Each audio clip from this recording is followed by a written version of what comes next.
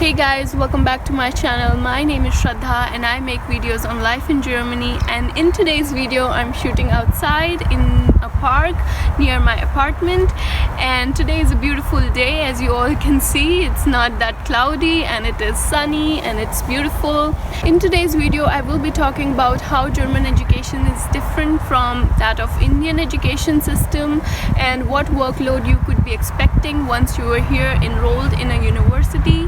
Then I will talk about what are the teaching techniques that professor use here, and then we will discuss the examination pattern, how difficult or what could you expect from German examination system, and then at the end I will give you some tips. Make sure that you watch this video till the end so that you can understand what is German education system all about and how you can cope up with it so that there is no problem once you are here in Germany. So the first thing first, I will talk about how German education system is different from that of India. Most of the universities in Germany have close tie-up with the companies and industries nearby. What does that mean is that the syllabus in the universities that is taught is very much aligned with the industry or companies that are nearby. For example, my university is in Jena and it is mostly aligned to optics, because we have ZES nearby, and similarly in Technical University of Ingolstadt we have Audi nearby. So this helps the university to upgrade their syllabus based on the demand in the industry or by the company, and as the need of the company changes, the syllabus of the university also changes, and this ensures that the students are learning something which is in practice and also it is well in demand when they come in the industry. So in India, as you have seen, that the university syllabus hardly changes in 3 to 5 years and there are not much major modification in the syllabus, and we are more into theoretical side. The practical side is not that much developed, but here in Germany whatever you are taught, it is very much aligned with the industry, and if you are in University of Applied Science it will be more practical oriented, and if you go for job in the industry it is more likely that you would be dealing with the topic that you have already come across or read or studied in your university syllabus. So this is the major difference that I see in Indian education system and in German education system. Now the second point that I want to talk about is what workload you could be expecting once you come here for studies. Let me tell you that the workload also varies from university to university, and also once you're here you will be given your timetable within 2 weeks of time, and then you can plan whether you have time to do part-time job, but in my opinion you should go for part-time once you have settled down, which is at least 2 to 3 months after you have come here in Germany. So yeah, talking about the workload, you might even have a day free where you do not have any class, or there could be just one class or one lab in some day, or there could be some days where you are completely busy from 8 till 7 or 8 at night. So this is completely dependent on university and course.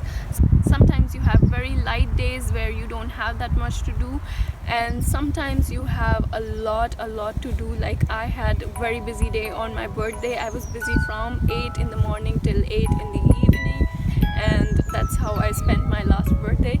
So that is also a very important point that you should note, that every university and every course has its own workload.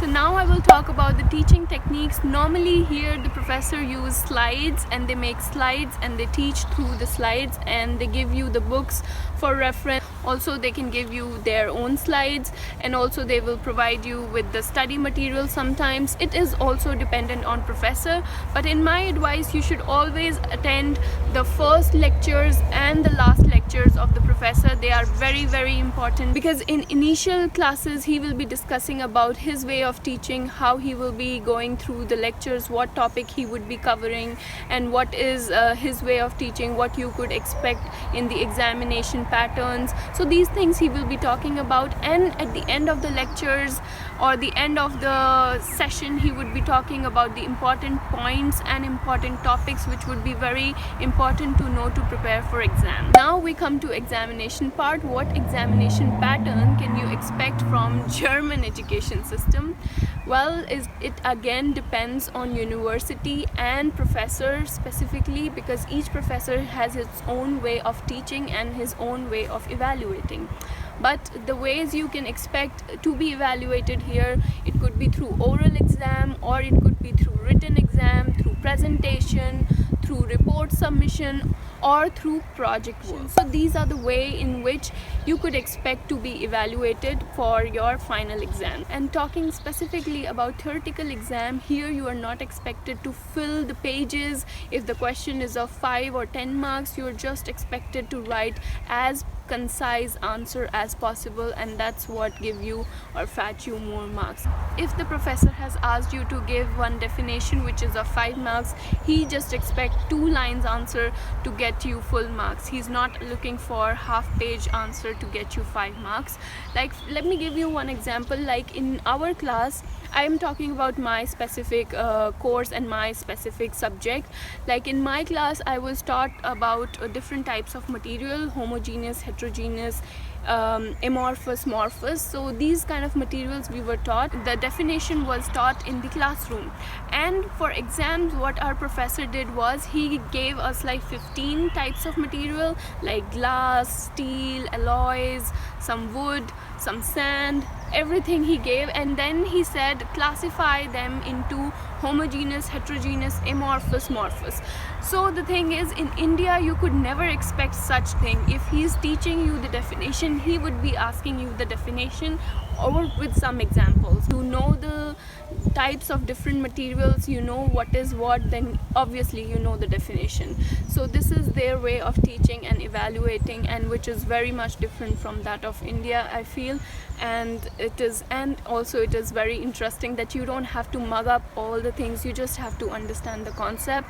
At least it is like this in my university. I can't comment on other universities, but I believe that it would be very similar to this as of my university. And also one of our professor was fed up with Indians writing long answers for 5-mark questions. So now what he has done is, in the examination sheet he gives the question and he makes a block. Also there is a block in which you have to write the definition. Like you can't go beyond this block, and so that you don't waste his time and you don't write a long answer. And also there are some professors who allowed us to bring a 1 A4 size sheet, which is known as cheat sheet, in which we could write any formula, any question, any answer that we want and which we think is important, and we can bring that 1 A4 size sheet to the exam, and we could use it to give the exam basically. And also one of the professor gave us the list of formula behind the question paper. He gave one sheet with all the formulas, because what they think is, if you can solve the question, of course you know the formula, and if you don't know how to solve the question, even if you are given the formula, you can't solve it because you don't know which formula to use where.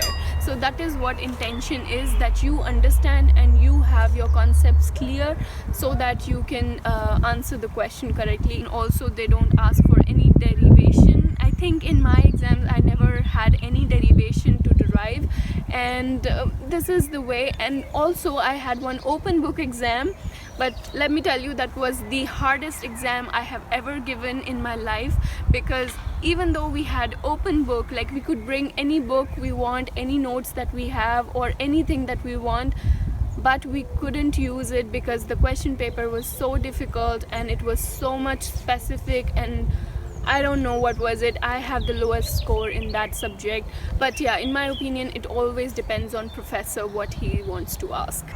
I hope that I have given you a lot of information on what you could expect in examination pattern.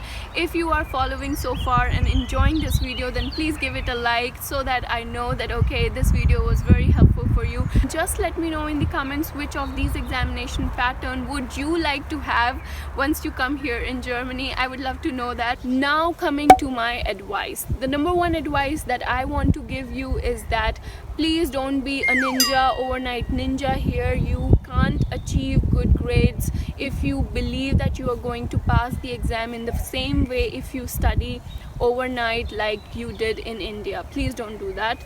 Second advice that I want to give you is, don't bunk your classes for part-time jobs. It is also not good. do part-time job. I'm not denying it. It's okay to do part-time job, but don't bunk your classes just because you want to do part-time jobs. Yeah.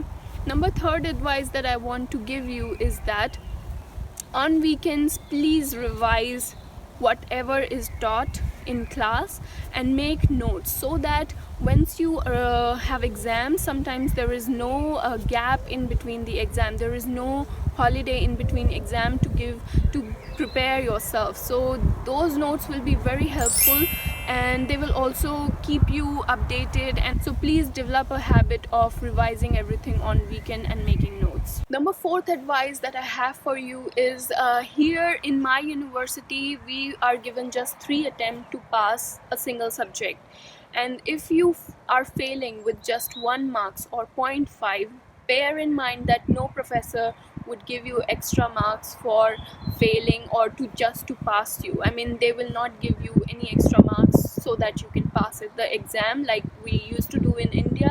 It is not going to happen here. They are very fair and they believe in fair marking.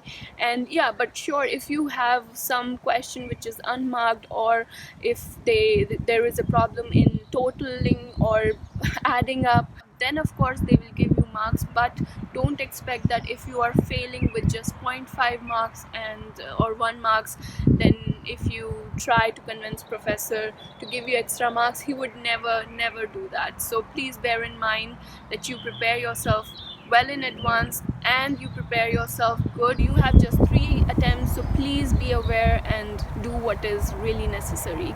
Number 5th advice that I have for you is again about part-time, and you need to balance your studies and your part-time, because once you are in the habit of earning more money, you get more involved in this part-time and start to neglect your studies. But bear in mind that at the end your aim is to always complete your degree and get a job.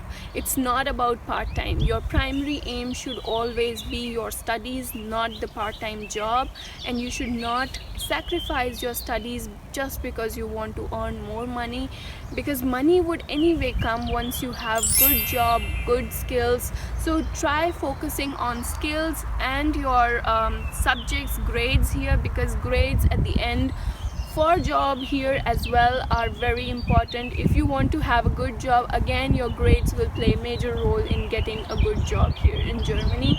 So please make sure that you don't compromise your studies and you don't compromise with your degree just because you want to earn more money and involve in the part-time job. That are my 5 top advices for you to complete your degree with good grades. So please do a good job, and please share this video with your friends who might be interested to come to Germany to study here in Germany. And I will see you in the next video. Till then, bye.